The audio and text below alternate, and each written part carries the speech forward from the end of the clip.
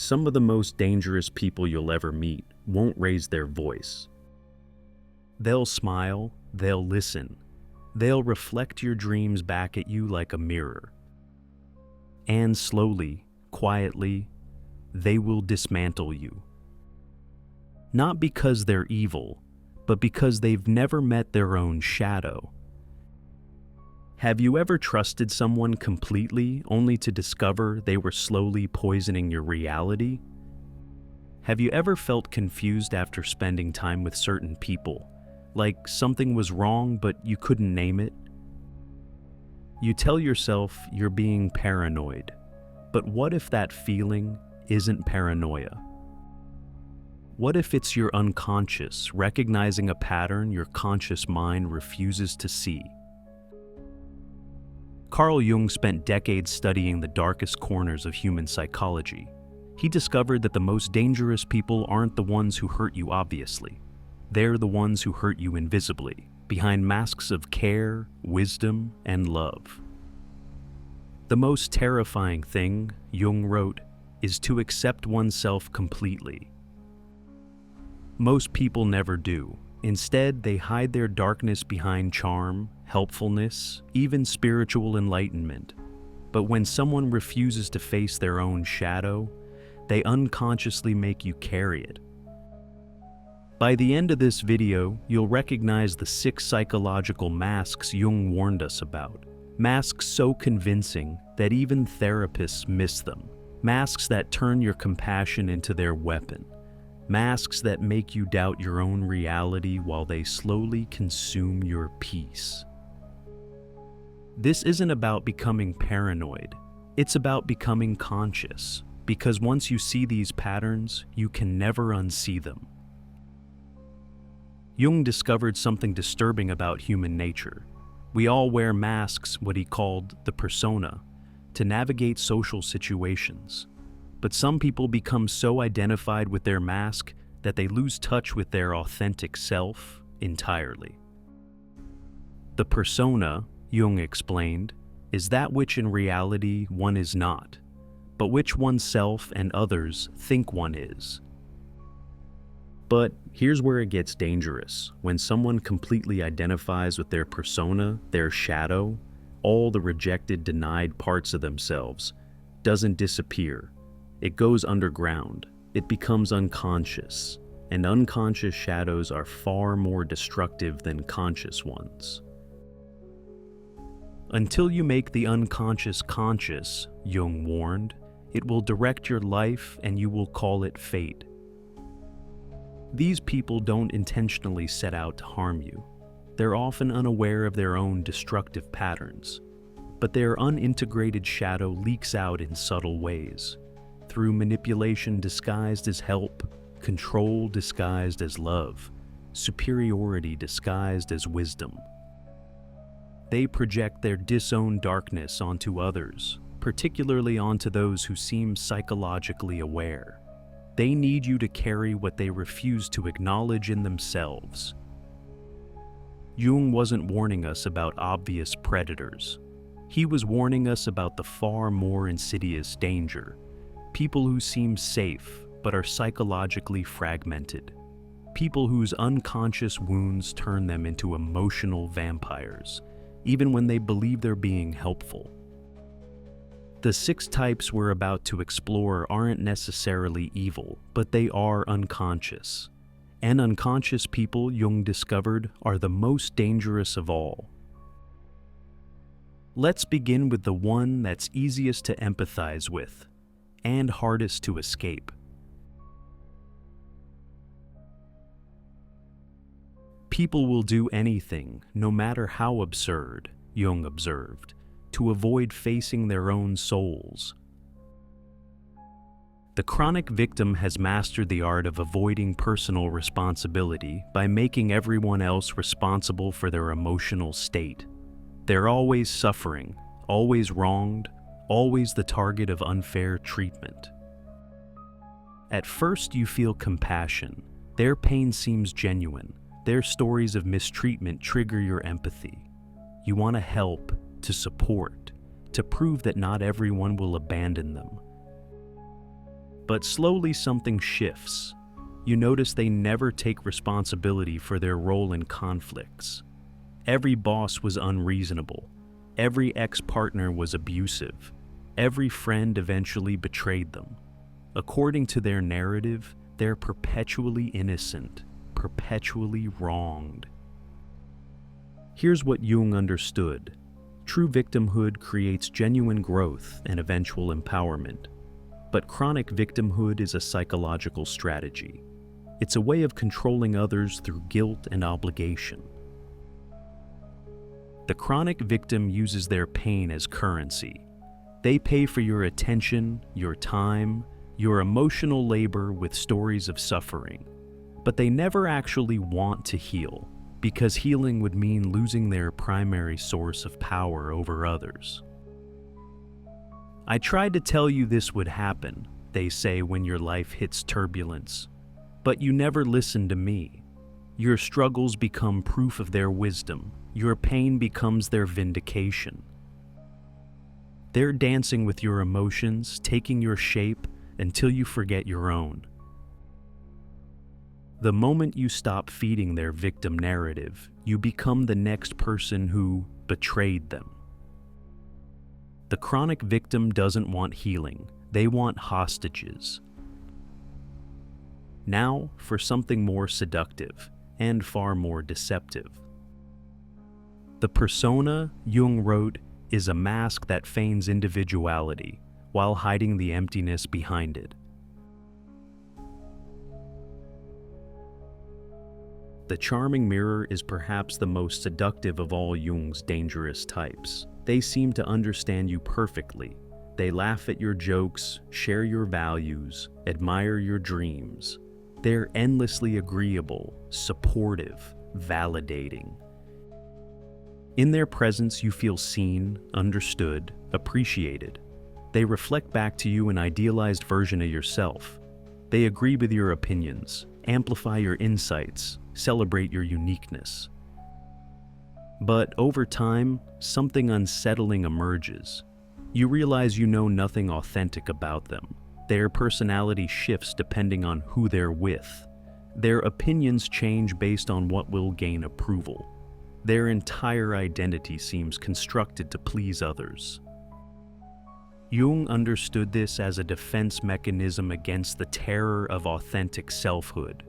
Rather than face the vulnerability of being truly known, the charming mirror becomes whatever others want them to be. Their smile is stitched with flattery. Their charm isn't appreciation. It's strategic mirroring designed to create dependency. Who am I? Becomes an impossible question for them to answer honestly. So instead, they become a reflection of whoever they're trying to impress or control. When the mirror finally breaks, when they reveal their true agenda or simply disappear, you're left grasping smoke. You thought you knew them, but you never met them. You met a carefully constructed illusion. The charming mirror doesn't love you. They reflect you until they don't. This next one wears the mask of protection, while slowly suffocating your potential. Who looks outside, dreams, Jung wrote. Who looks inside, awakes. The passive-aggressive enabler never looks inside. Instead, they focus obsessively on your life, your choices, your potential mistakes. They position themselves as the voice of reason, the protective friend, the wise counselor. "I just don't want you to get hurt," becomes their favorite phrase.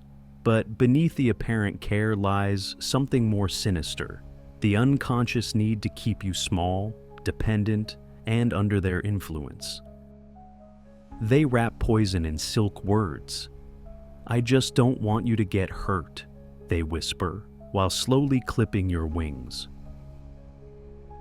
Jung understood this pattern as projection. The enabler's own fears of failure get unconsciously transferred onto you. They can't face their own terror of taking risks, so they convince you that risks are dangerous. Slowly, their voice becomes internalized as your own.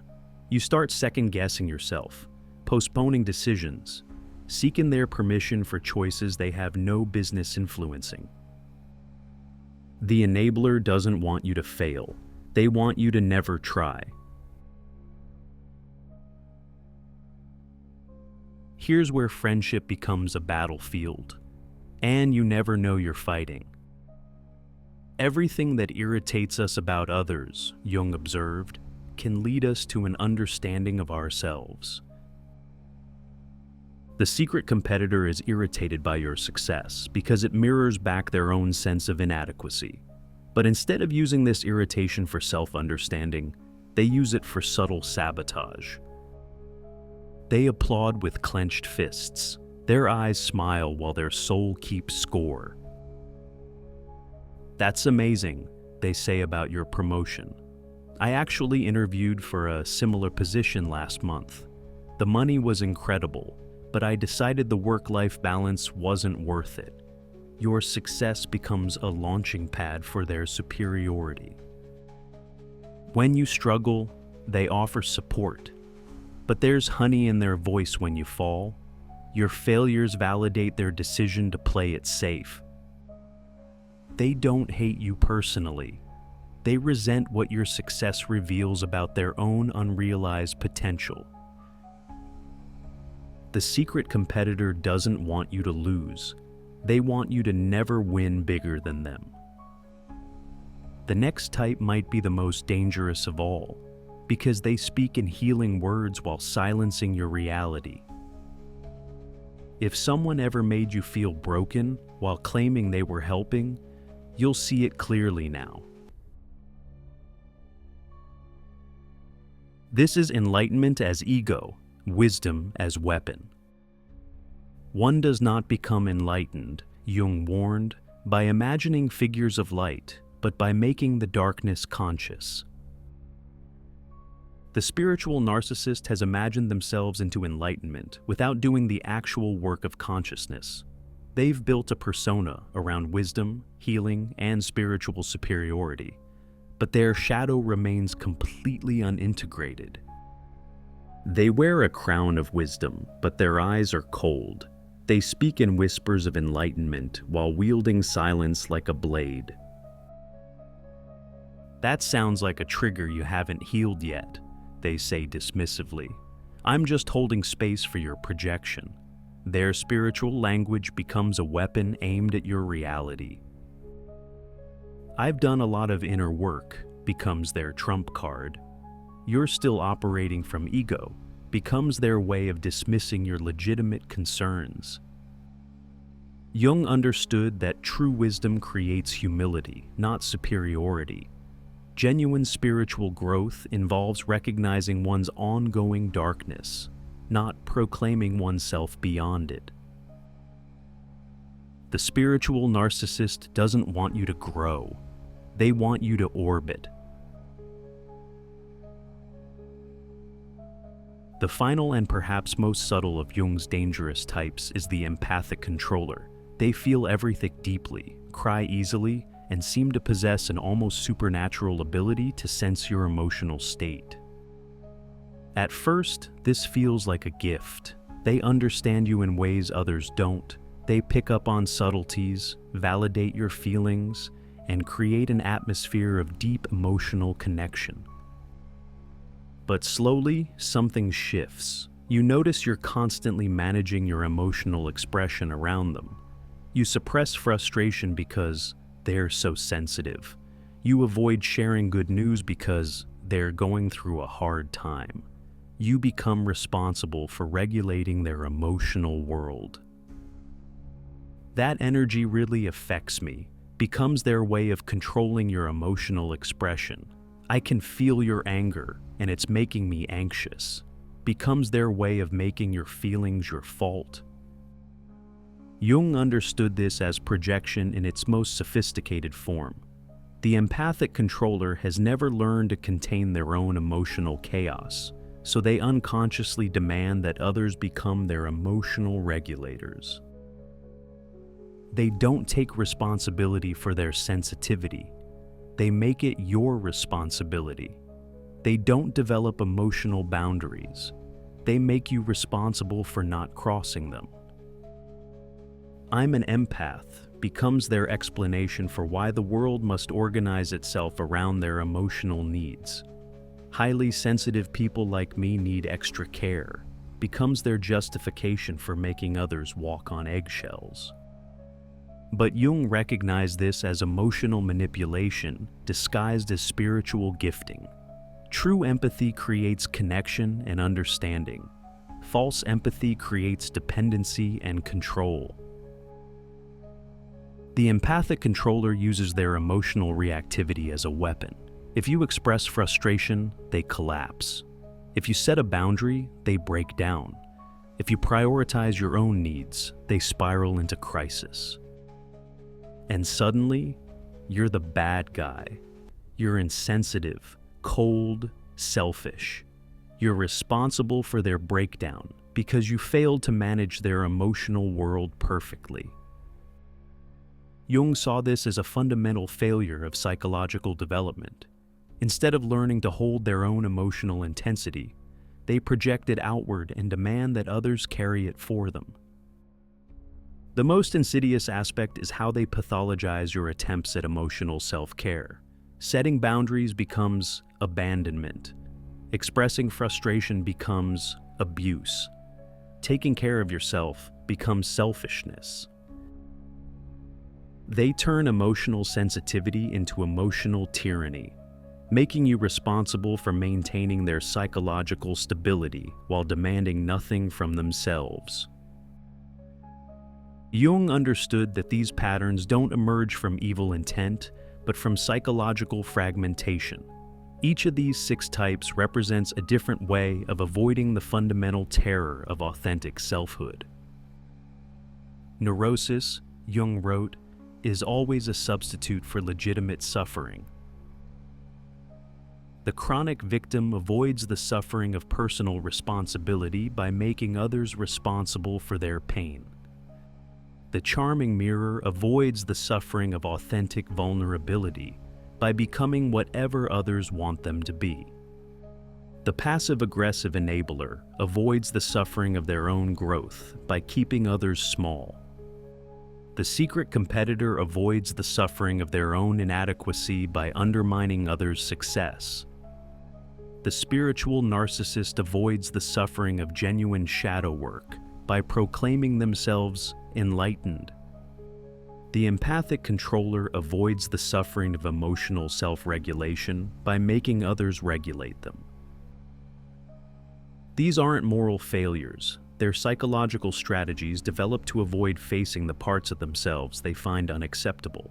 But when someone refuses to face their own darkness, Jung discovered, they unconsciously make others face it instead.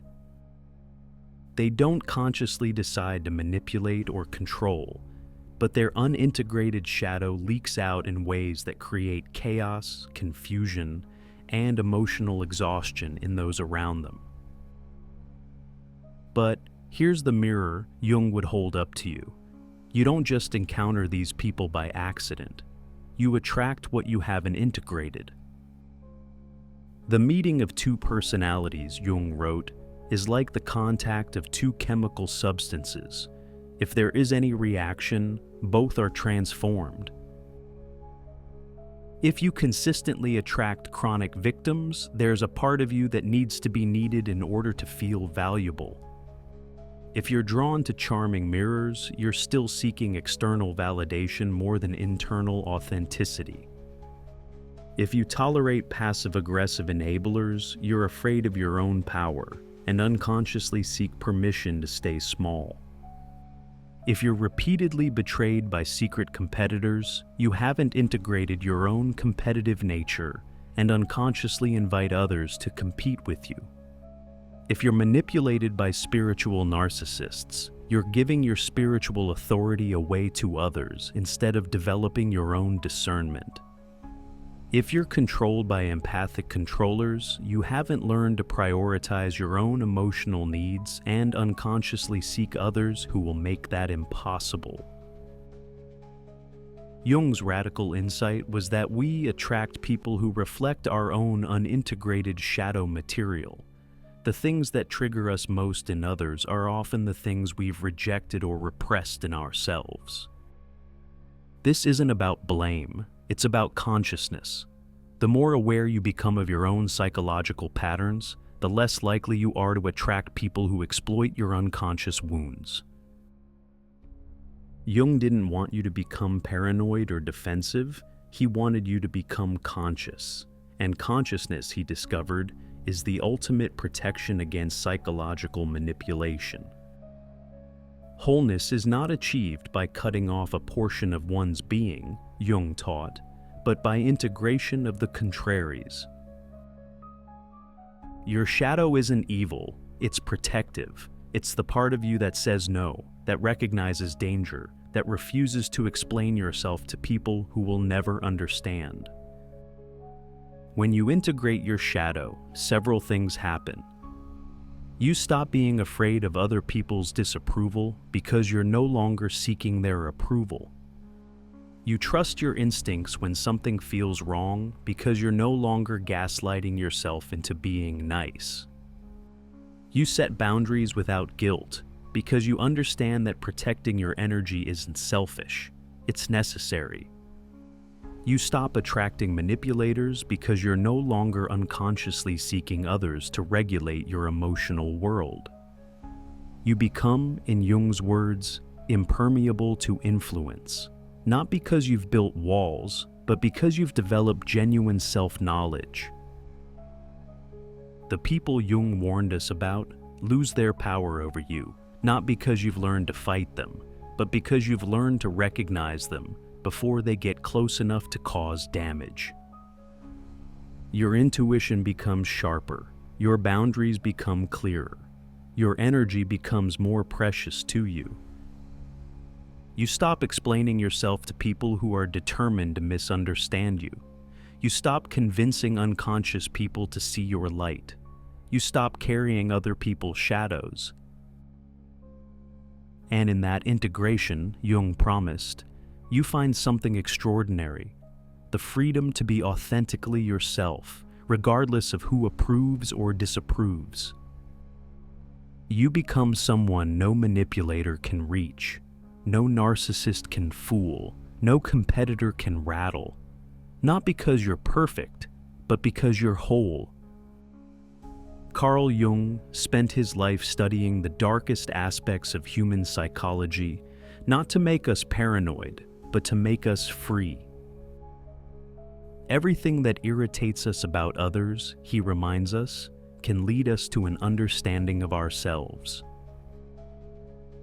The 6 types we've explored today aren't your enemies, they're your teachers. They show you where you still give your power away, where you still seek externally what can only be found internally, where you still need others to complete what only you can integrate. You don't become untouchable by building walls. You become untouchable by knowing who you are, mask, shadow, and all. That's what Jung wanted, not perfection, not popularity, but consciousness. And once you see the game clearly, you never have to play it again. The question isn't whether you'll encounter these 6 types, you will. The question is whether you'll recognize them before they recognize your vulnerabilities. Your consciousness is your protection, your integration is your freedom, your wholeness is your power. And in a world full of unconscious people playing unconscious games, nothing is more radical than someone who refuses to participate in their own confusion. That's Jung's gift to you, the roadmap back to yourself. If this exploration opened your eyes to patterns you've been unconsciously accepting, subscribe.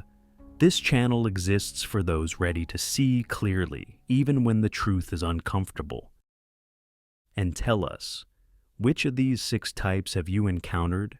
What did they teach you about your own unconscious patterns? The conversation continues below.